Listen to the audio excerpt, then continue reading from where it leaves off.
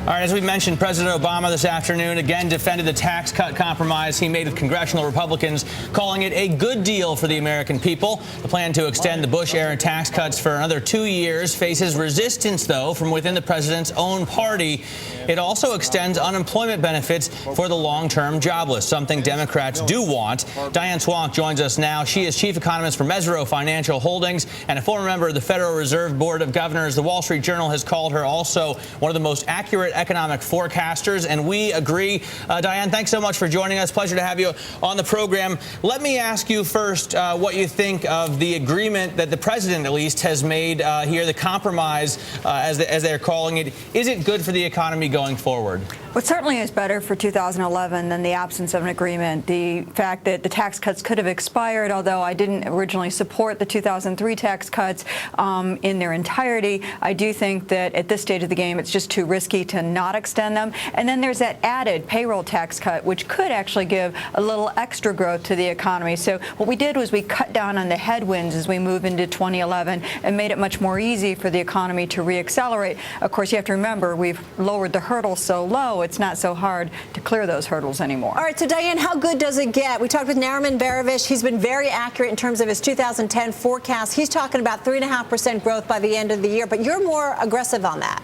Well, I've got growth growing from 2% in the fourth quarter of this year to 4% in the fourth quarter of next year. The overall growth rate is accelerating slowly as we grow into the year. That's not overwhelmingly hard to get, but I think, again, you have to get back to this. The hurdle is low and easy to clear. You know, even if we get to 4%, I'm still looking at an unemployment rate of 9.2% by the end of 2011, which is nothing to pop champagne corks over. So what do you think we should do, Diane? I mean, we were just talking to Doug Cliggott.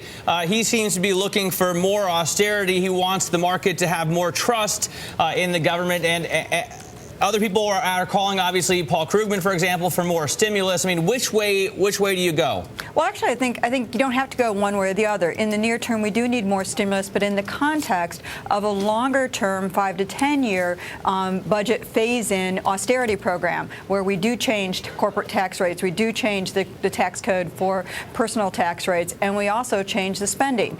This is something we phase in over time to get used to. I mean, the Budget Commission, that was kind of small potatoes, you know, in terms of the real budget. And even then, people were outraged of raising the retirement age over the course of 40 years for 28-year-olds today, like they couldn't save in anticipation of having to work a couple extra years 40 years from now. I mean, it really is kind of ridiculous. And I think that's where the backlash is coming from. You can easily talk about stimulus, cyclical stimulus today, but you do have to talk about also longer-term budget reductions in the deficit and in the debt. And that's not part of the discussion. I think that's what's absent right now. Diane, that's what I was going to ask you. I mean, is that backlash strong enough to prevent the right moves, if you will, being taken in Washington to correct some of those long-term problems, be it the deficit and some other issues? Well, you know what? I think if they don't take the actions, and they've only got about 6 months before we ramp up for 2012 elections, so we really got very little time here once the new Congress comes in to actually have any kind of an intelligent discussion in Washington. And I know that's almost an oxymoron putting all those words together,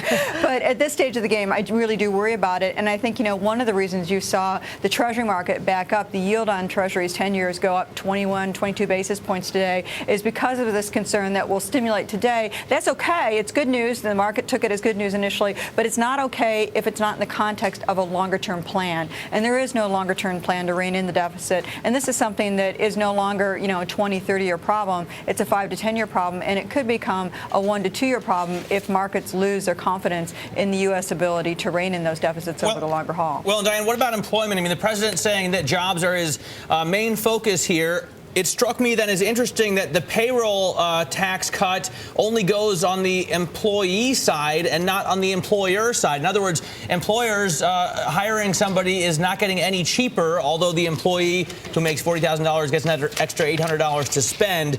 Is it all about the demand side, or is there concern about the supply side? Well, you know, when we've done payroll tax cuts for the employers before, they game the system a lot. They really don't do the hiring. They fire people and bring them back on and take advantage of the deal. So we don't see the net hiring that you'd like to see. And when you only make it a temporary cut in payroll tax cuts, you're only temporarily making it cheaper for them to hire. They're not certain that that's going to be enough. What really matters is underlying, I think all this noise we're hearing about uncertainty would go away if the economy were growing what it should be, given the depth of losses. That's 8 to 9%. We're nowhere near that right now. And I don't think a payroll tax cut for employers alone would do that if it was temporary. And I think that's one of the problems. I do think that there is potential. This is a much more broad payroll tax cut than what we saw. And if there's any upside risk on growth in 2011, it might be via that payroll tax cut. If it's spent, you're going to see a stronger economy. Estimates are as much as 0.5 to 0.75% stronger. When you're growing as weak as we are, that's a lot stronger by the end of the year. So you do want, I mean, you know, David Stockman comes on the program and says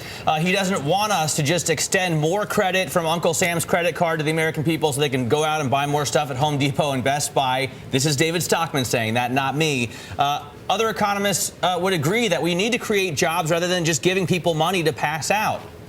You know, we do need to create jobs, but how do you do that? I mean, you know, there's a lot of ways to do it. They're not going to do it through transfers to the states. That's one of the ways we effectively create jobs and stem additional job losses. I actually think we will probably see more transfers to the states. I think you're going to see a lot of Republican governors that just got elected finding their state budgets are in a lot of trouble, and they're going to be putting pressure on the Republican congressmen. And you're going to see a lot of Keynesians come out of these Republicans all of a sudden. So I think the real issue is a longer-term issue is how do we make a more pro-growth tax policy, a more pro-growth spending policy, one that's sustainable over the longer haul. And those are things we're just not even discussing. There's the current cyclical demise that we're in, the cyclical malice that we're in, and it's very difficult because we've got the aftershocks of financial crisis, which we know go on for years and years. Well, I feel like the elephant in the living room we're not talking about, Diane, and that is the housing situation. I mean, the numbers don't really seem to improve at all there. It seems like it maybe gets a little bit better, and then the next month they go back again.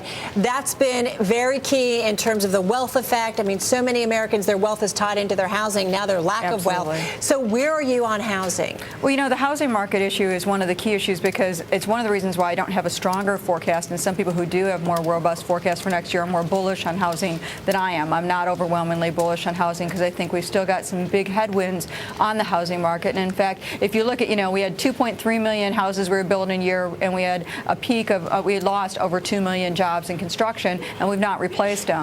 You know, a lot of those jobs would come back if housing was the leader it usually is. It's a big job creator. Home building is a big job creator, and that's just absent from the recovery right now. That's one of the reasons why you're not going to see the major job generation that you're going to get out there. On the other side of it, do you artificially support housing? We've seen all these artificial supports. You know, they're really nothing more than that. They're very temporary, and they just don't do the job. Hey, Diane, one last thing in terms of job creation. A lot of the jobs that were lost over the last couple of years, folks say they're never going to come back. Do we need to see policies coming out of Washington that support new job creation, different types of jobs going forward? Just quickly. Well, you know, I think we're going to see the economy create a lot of jobs we don't even know they exist. My daughter wants to be a journalist. She wants to sit in your shoes someday, and she said that job will never exist. I said the ability to translate information into knowledge is always going to be worth something in this economy. We just don't know the name or the title of it yet. All right, and tell your daughter to come talk to Matt and me. We'd love to fill her out. It's a great job. She's been to Bloomberg already, so she loves it. All right, Diane, thank you. Diane Swonk, she's chief economist for Mesirow Financial.